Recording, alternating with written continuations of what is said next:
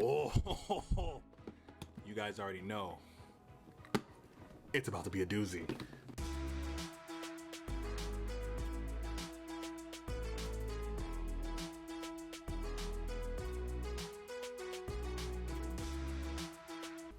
What's going on, everybody? Kyle Hunter here, and I'm bringing you guys a video. And I mean, who would have thought I'd be back doing this, right? I haven't had a setup in a while, and technically I still don't. I just kind of finessed this to do this because, well, I wanted to get back to making videos for you guys. So first of all, let me say hello. Hope everybody's doing well. Hope you guys are having a good time, doing well with your families and such. I'm back, and it feels good.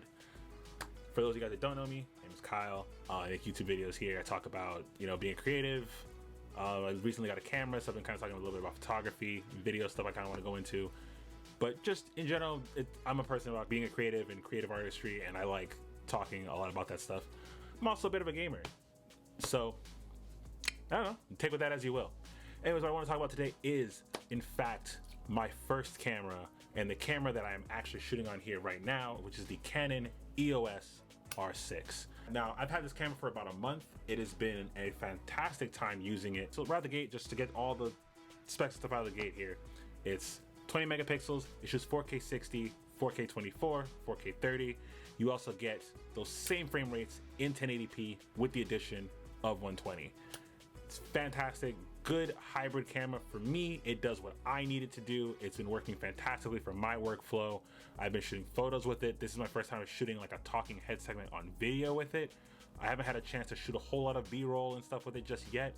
It's been a bit of a learning process. Like I said before, as you guys probably know, a lot of what I've been doing prior to this, if you follow me on Instagram, which by the way, I'm gonna leave right here, I mainly have been doing mobile photography for the last year. I have been shooting on my iPhone. And more recently, I kind of wanted to just upgrade and get myself a dedicated camera and let my phone fall back as a secondary camera for things like photos and even like some video segments. So this was kind of a big endeavor for me. It's a big purchase. I kind of went pretty big on here. I was a little ballsy, a little brave, but this is the camera that I got my hands on, and this is the camera that I've been using for the last month. What can I say about this camera? Mainly I'm going to talk from the photo side of things. I'm going to talk a little bit on video, but just mainly from the photo side because that's mainly what I've been using this camera for. I'm slowly kind of transitioning over into using this for video as well, but mainly since the time that I've had it, it's mainly been taking photos. So I'm going to primarily prioritize that. The images that come out of this camera are fantastic. I love them. They're super easy to work with, easy to, once you throw them into Lightroom and you kind of grade with them a bit, it's super easy, works relatively flawlessly as far as I can say. I'm gonna go ahead and throw a couple images up here on the screen. This is from a shoot that I did with my friend Jean over in downtown Weston here in Florida. It was a fantastic time. As you can see here, if you look, you can see the detail that's kept in the car, all this stuff. All these photos were shot on the 24-105 kit lens. Additionally, this camera, I think it does really well in low light. I think it does well just kind of across the board. It's kind of a nice jack of all trades camera. If you've had the EOS R, it's kind of like that, but a much nicer upgrade, if you want my personal opinion. So those are some of the things that I just genuinely like about this camera. I think just the image quality is fantastic. The raw files work incredibly well. It is just beautiful, beautiful images. If you're worried about the 20 megapixels coming down from 30, if you're coming from something like the EOS R, or if you're looking at the R5 and you're like, those megapixels, trust me, it's not a massive deterrent. You're not really gonna notice too heavy of a difference. And to be completely honest, you can blow your images up perfectly fine and you will not have any real issue with details. Now, if you're someone who likes to crop in a lot in your photos and you kind of crop in like heavy, then you might wanna consider one of the other cameras. But as far as from what I do, I don't crop a lot in my photographs. I try to get it all right in camera. So for me, the 20 megapixels is an issue for me. I don't really need to crop in that much, and it works absolutely phenomenal. All right, another great thing that I want to talk about this camera really fast is just something super simple, is the IBIS. In-body image stabilization has definitely saved my ass more times than I want to remember. Because again, I'm shooting on the 24-105. The lowest aperture on this camera is f4. The fastest it goes is f4. So for me, that IS comes in handy when I have to drop that shutter down to try and capture as much light as I can when shooting images. The dynamic range in this camera is incredibly good. I have no real trouble like recovering highlights or shadows. I think this does really well with shadow recovery. honestly. I think it does a very, very good job there.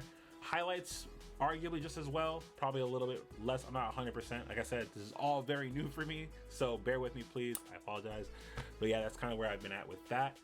Just to really quickly touch on video, I do like the fact that this camera does allow me to do slow motion at 1080 120, which I know it's not 4K, but 1080 is perfectly fine, more than usable in my personal opinion. 4K 60, you still have 4K 60 slow-mo, you still have 4K 30 if you shoot in 4K 30, and you have 4K 24.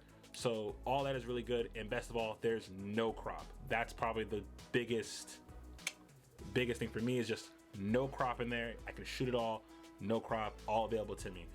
Now, one of the greatest things for me, looking at it from a video perspective, as a tool that like I really wanted to get into and kind of wanted to learn, was log, which, you know, to color grade all my videos and stuff like that, which is something that I've never done, haven't had access to it before, because obviously, like I said, been doing all my stuff on a phone. I've gone literally from mobile into the mirrorless space head on with a camera like this, and honestly, I couldn't be happier. I feel like there's just such a ceiling for me to grow that I can't get enough about it. Now, obviously, if this camera's out of your budget, I'm not going to tell you to rush out and go get it. There are definitely other options that are much more affordable. Be mindful with the money that you have. If you can, get yourself something like an M50, or, you know, even the Canon RP if you want the R series of cameras and access to the RF glass, which is beautiful and insanely sharp. So in that situation, I would say kind of go for the lower end stuff. You can kind of, like I said, get an RP. You can go for an M50 if you don't mind buying EF glass. That's definitely an option that's available to you if this camera is not in your budget. So don't feel like you have to spend the money and get this particular camera to take great images. Your lenses matter way more anyways, and your lighting and just your composition and stuff like that. Those fundamental things matter way more. So really quickly, to show off this camera and just a bit of the kind of photos that you can get with it, I also have some photos up here that I'm gonna put up from a shoot that I did with my friend Alex down in downtown Fort Lauderdale. It was a fantastic time. We went out there around golden hour and we took a bunch of photos out in the city. And you can see here just how it beautifully handles images, the kind of detail that you can get. It's fantastic. They all look really good.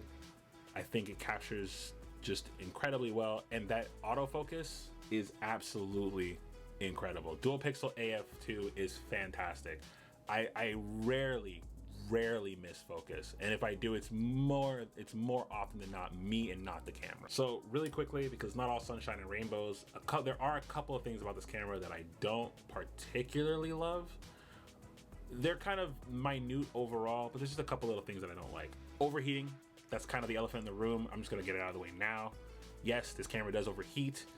It's not a thing that I run into a lot because I kind of put a relatively light workload on it as of this moment, but even then I kind of tend to shoot video in short bursts, just kind of how I've done it from my phone's perspective, like using my phone as a camera. So I'm not too worried about it, honestly, but the camera does get pretty hot. So even like, you know, me sitting here shooting like talking head stuff, this camera does get pretty hot. So that's just something to be mindful of and be aware of. Another thing that I don't like that isn't really talked about, and I don't know if I'm wrong. If I'm wrong, please put in the comments how I can like do this.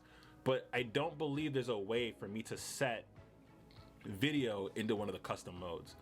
So for me, I don't really do a whole lot of like custom modes. I have two right now. I have one for long exposures, and my other one is just like a quick run and gun street photography set of settings.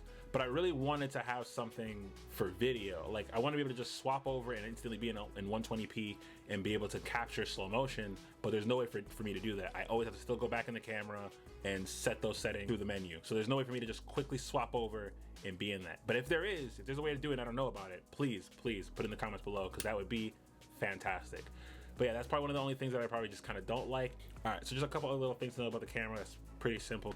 It takes the LPE6 battery. It does a fantastic job. It's the newer version of the batteries, which tends to last pretty long. I haven't had a problem about it. Like I've been able to go, I have two batteries and they pretty much last me all day for the most part. Now when it's video tends to chomp through the battery a bit more, but that's kind of to be expected if you're shooting in high quality. So you've been warned. It takes two UHS-2 SD card slot. It takes two UHS-2 SD cards. Now that's really great for redundancy. That's the other thing that I really don't like about this camera. One of the things that I'm not a big fan of is that I can't redundantly record video. Again, these are features that like I'm not making the most use of at the moment, but they're things that I think about, right? The same reason why I want redundancy with my photos, I would definitely want that with my videos as well, just to be safe, because you know, you don't want to be recording something like, I don't want to be shooting this, for example, or shooting like, you know, on set for like B-roll and getting footage for a video, and then for whatever reason my card fails or something happens and I don't have a backup of that file. So not being able to record redundant video is a bit of an unfortunate thing for me, but again, for what I'm getting, I can't complain too much, and I still can shoot my photos and have those record redundantly to my SD cards. But yeah, that's pretty much the deal, guys. It's only been a month with the camera. I'll probably do like another update of this like a year from now, or like, I don't know, 6 months down the line or something, to give a more in-depth idea of like, you know, how I feel about this camera. But overall, I'm loving it so far. It's been fantastic switching over to a camera and having that fun of using it and composing my shots and shooting photos and being able to create these great things.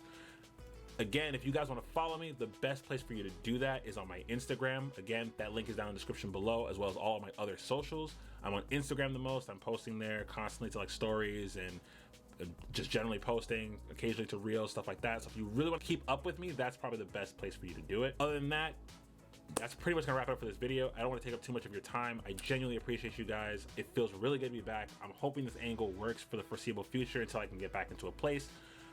As always, like the video if you enjoyed it. Please kind of just crush, destroy, mangle the like button if you can. That's what I would like for you. If you can, also, while you're at it, Bruce Lee kick the notification bell. That way you can be notified when I drop a video, because YouTube doesn't like to tell you guys about it, and I would prefer that you know. As always, I love you guys. It's been fantastic. You guys are awesome. I love you. Hope you guys will stick around for more stuff. Subscribe to the channel if you haven't already. And I will see you in another video. I would take off the hat and like throw it in front, but it's mesh, so you guys it won't do the thing. This isn't a jacket, so